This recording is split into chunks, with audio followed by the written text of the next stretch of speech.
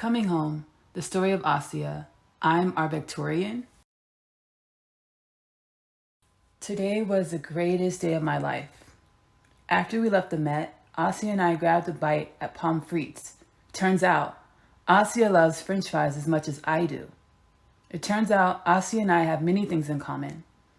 It feels like I have known Asiyah all of my life. In my heart, I can decipher all that she is. The thought of her warms the deepest tissues in my chest. I wish to see all that she has witnessed. I wish to be everywhere she has been. I want to understand the makings of Asiyah.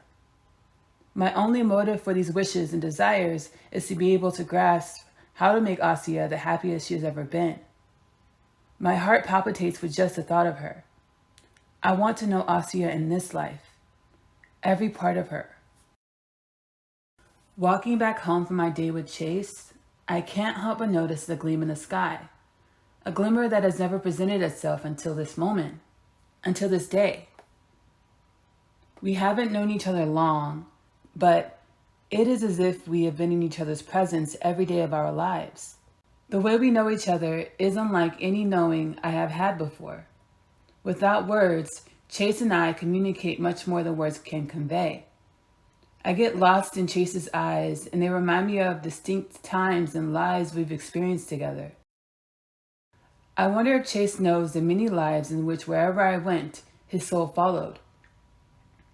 Wherever he was, I wasn't far behind. It is a task to try to wrap my mind around the energy that is chasing me. But my heart is especially in tune. My heart hums Chase's name. My soul acts as a frame holding the image of us, or what Chase and I could be, what Chase and I should be. Would I be crazy or stupid to say I'm in love? Would I be naive to believe in soulmates or love at first sight? I believe how I know Chase is the same way in which he knows me. I know the bond that is Chase and I will expand. Before Chase, I didn't feel like I had much. Now, I feel like I have the world in my hands. It's all so surreal. Shit you never get accustomed to. But yeah, the shit isn't just science fiction. I wasn't working on the project, but I had colleagues on it. Otherworldly and multidimensional beings are thriving here on Earth. Would I hear eavesdropping in on my parents and their friends' conversation over tea? My mother asked to the conversation, A Systematic Labs is acting on projects of that significance? Wow. And the kids? My mother's friend Sebastian chimes in. The Arbecturians left 3 kids here on Earth. The Arbecturians' motives for leaving the children here were never clear. I mean, the Arbecturians stated they wanted kids reared on Earth, and when they were of a certain age, they would be called back home. They would bring the children back to Arbectura to share the Earth wisdom they had gained. My dad interjecting with a personal point of inquiry. You said things didn't go as planned?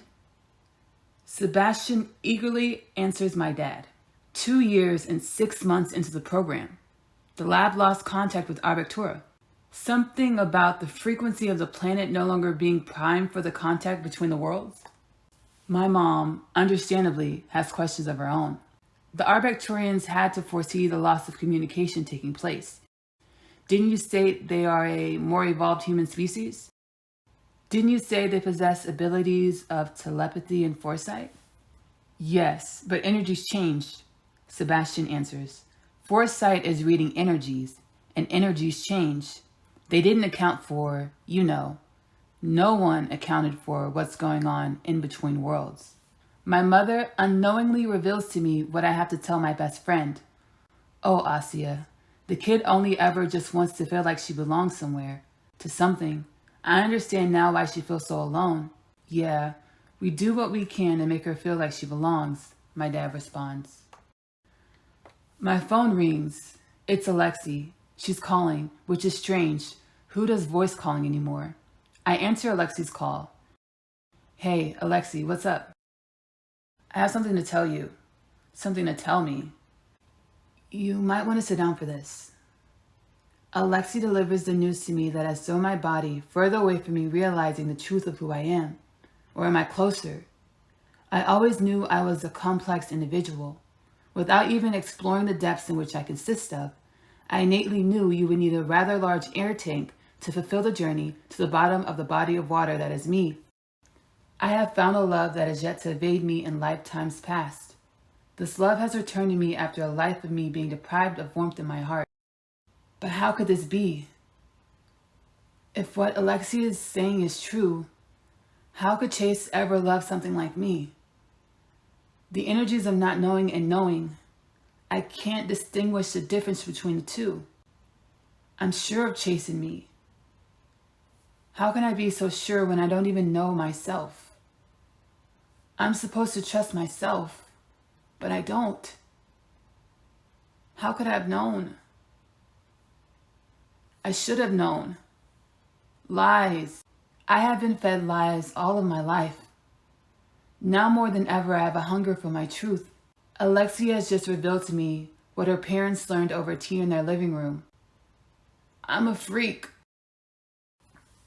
I am tired of withholding from my son what he deserves to know.